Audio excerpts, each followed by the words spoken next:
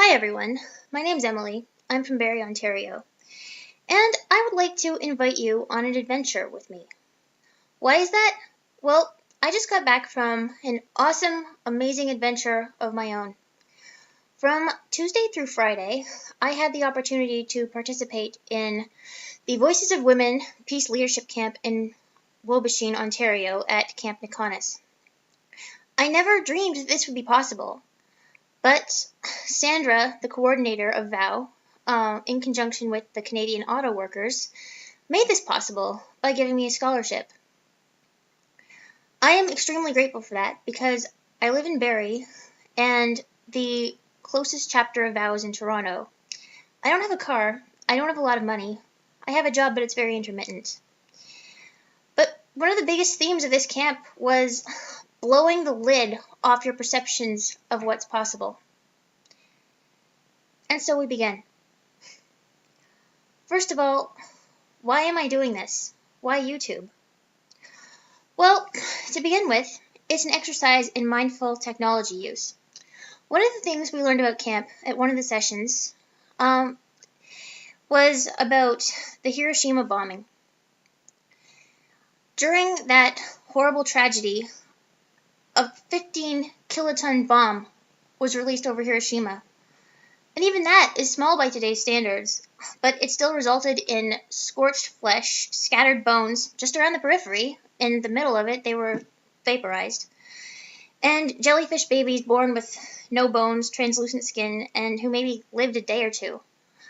Lives were lost and families were devastated, and everything was just gone. Because someone decided to go for the nuclear option and solve a conflict by killing everyone instead of talking. Now, that's a small bomb by today's standards. Nowadays, we have 15,000 kiloton bombs, which cause something called nuclear winter, which release so much soot and ash and chemical poison into the air it blocks out the sun, and 10-year famine, and I think you know how that would end. Now, getting back on topic, there is a point to this, I swear. I think the technology boom these days is similar. It doesn't cause any physical harm, but I think that's why people have allowed it to happen. I think it's exploded with the same force. We're more plugged in than ever, but we're less connected. We have the tools to reach the world, like the webcam I'm talking to you on now. But instead, we use technology to post lolcats memes and play silly games on Facebook. We even do it on smartphones when we're technically out in the world and supposed to be engaging with it. And I'm not trying to preach to you. I used to do these things too. My favorite game used to be Monster World. And now all I can think is how stupid is it that I used to invest tons of my time and energy planting virtual plants on a computer game when I could go outside and grow a garden. Or I could plant the seeds to grow something bigger than myself. I think the technology boom is a true nuclear winter for hearts and minds because technology and all these distractions block out the good, real, authentic, and free things in this world like sunshine, human interaction, and community. That was one of my favorite things about Camp Niconis where we had our peace camp. It was minimalist. We didn't have television and internet there. We had the forest, the grass, the trees, a giant swing that was big enough for an adult to swing on, a lake to swim in, which we did every day. We had yoga classes that I taught every morning. And more than that, we had each other. In the 4 days we were there, we created an awesomely tight-knit community. And I'm still in touch with these women. I don't consider the camp to be something I did and it's over. I consider it to be the beginning of something. I am so psyched for the events that are coming up. During this time, we communicated authentically because nothing got in our way. And we were asked to launch a community project, each of us, as a follow-up to this camp. My dream is to start a chapter of Voices of Women in Barrie, because there isn't one right now. Everyone else at the camp pretty much was from Toronto and London. At first, I was so scared that I couldn't make it work. But, you know, there's email and Skype and travel bursaries and what I'm doing right now. We're going to make it work. I have the support of those women. I know they have my back, and they know I have theirs. So I'm putting that into motion, but it's slow. Yesterday, I went to the library to talk about getting a meeting room for free. Just now, before filming this, I went into the forest by my house and found this stick, which is going to be the talking stick for our meetings. The next time you see it, I will have cut off the jaggedy edges and sanded it down, and when we start having meetings, everyone's going to add a bead. The talking stick symbols equality. Each person has one bead on the talking stick that represents them. I wish the world leaders could communicate this way. I wish they could decide that everyone's equal. Canada has one bead. The United States has one bead. Haiti, Bahrain, Uganda, one bead each. Because really everyone's equal. Even if a country is smaller and has less money, they still have community. They still have community, and I know this because I knew people from Sri Lanka, Pakistan, India, Kenya, Budapest. And yeah, they told me about the hard stuff that happened.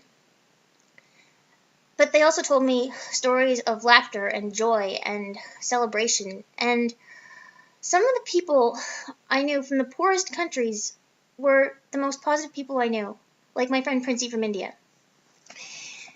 Anyway, getting onto the YouTube channel, why I'm doing this. It's faster and further reaching than starting a chapter of Val and Barry. Why am I reaching out to you? Because I didn't want this to be just my friends from Val Camp and from International House. I didn't want this to be 7 university-educated females, or even just 7 of my friends. I mean, even if I worked at International House, it's a little arrogant to think that my friends represent a true microcosm of the world. I want you guys to take this invitation to find something that you're doing to make the world a more peaceful place, and invite people into your lives, into your world. Share it. Spread the word that people care about peacemaking. Spread the word that we don't want war anymore. Tell the government that we want them to talk. We don't want them to bomb the hell out of other countries to solve their problems, because it just creates bigger problems. I wasn't sure how I was going to do this. I told Sandra, I have a brain and an internet connection, and what can I do with that? She put it back on me, so this is my answer. And that's the happy side to this. Like I said, many people are peacemakers in their own way. If you act with kindness, especially to small children, animals, and the elderly and disabled who need it the most, you are a peacemaker. Yesterday I was walking downtown, and I saw an older woman fall on her face in front of Tim Hortons, and like 5 people rushed to help her, and they ushered her inside the Tim Hortons to get ice and get cleaned up. All of those people are peacemakers. If you engage in the arts through music, painting, drawing, film, poetry, anything, you are a peacemaker because you're making the world more beautiful. If you listen to someone actively and meet people where they are on common ground and find compromises that work for both people, you are a peacemaker. If you're making dinner with your family and you decide that one person will cook and the other person will load the dishwasher after, and you both agree to that, you are a peacemaker. If you alternate nights and it works for both sides, you are a peacemaker. If you care about environmental sustainability, eating less meat, I'm a vegan, but not everyone is, and that's okay. Reducing your footprint is enough. If everyone in the world ate 10% less meat, world hunger would no longer be a problem. If you take steps not to waste resources, if you turn off the water while you brush your teeth, if you turn off the lights when you leave the room, if you write on both sides of the paper, you are a peacemaker.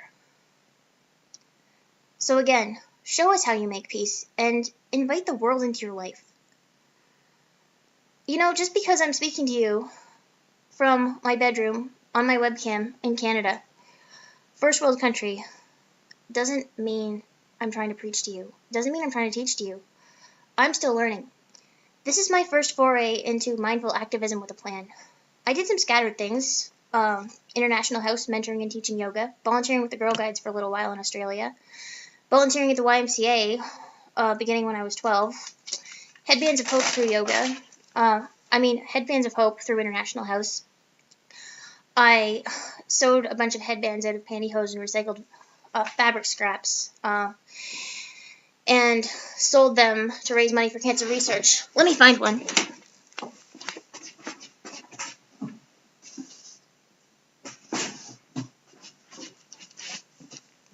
Here's one of them now.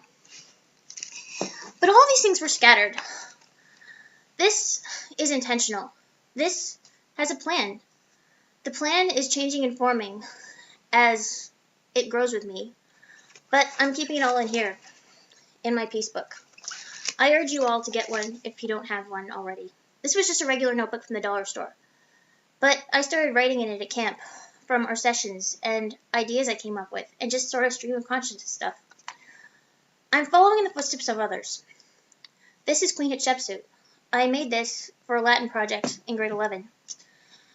Queen Hatshepsut was the first female pharaoh in Egypt. She had to take on a male name, Makari. She had to wear a pretend beard. She had to essentially pretend to be a man so that people would take her seriously. But she did it. And from then on, people had a concept that females could enact leadership. This wonderful woman on my t-shirt, Ani DeFranco, she started Righteous Babe Records when she was 19 years old with $600. She's still going strong now. In 1989, I was in kindergarten. Look at me now and do the math.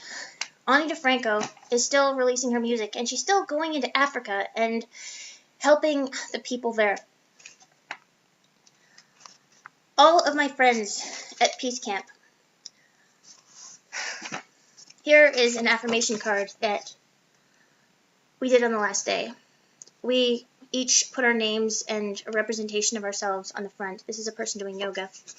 And people wrote affirmations on the inside. I keep this with me whenever I need to feel strong, like now. Amy Hutton, my fellow 7 Peaceful People person, a pioneer. She's been through some crazy difficult things in her life, which aren't my place to share with you, but she will.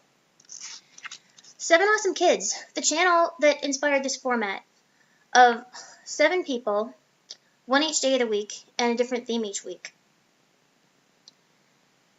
Bella, Sophia, Muggle Sam, thank you for introducing this format of making a YouTube channel into the world. I think it will precipitate some great things, because people will expect to see a different person on each day of the week. Same person, same day each week. People will know that there's a different theme each week. So some of the first themes that I was thinking of were introductions and what peace means to me for the first week, obviously. Subsequent weeks I was thinking creative projects, sustainability projects, like thrift store finds and recipes and, oh heck, I don't know. Even just what I did here with the talking stick. I know you can probably buy one on Pinterest, but I'm not gonna. And reactions to things you see in the media. If you see something that inspires you, tell us. If you see something that makes you angry, tell us. If you have an experience like what happened yesterday in front of the Tim Hortons, then share it on here. Just show the world what you're doing and what you're seeing towards the goal of creating world peace. And now, I've been talking at you for a little while, so now I'm going to pass the talking stick to you. How can you participate?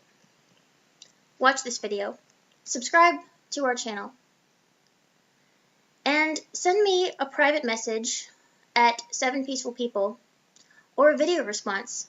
Tell me what you want to do with this channel. Our goal is to get 7 people. Right now, we have 2 definites, 1 maybe, and 1 guest star. I got back from camp 2 days ago, and we're like halfway there. I am so happy and so excited. Please, take the stick. speak your truth, and get excited with me. Thank you.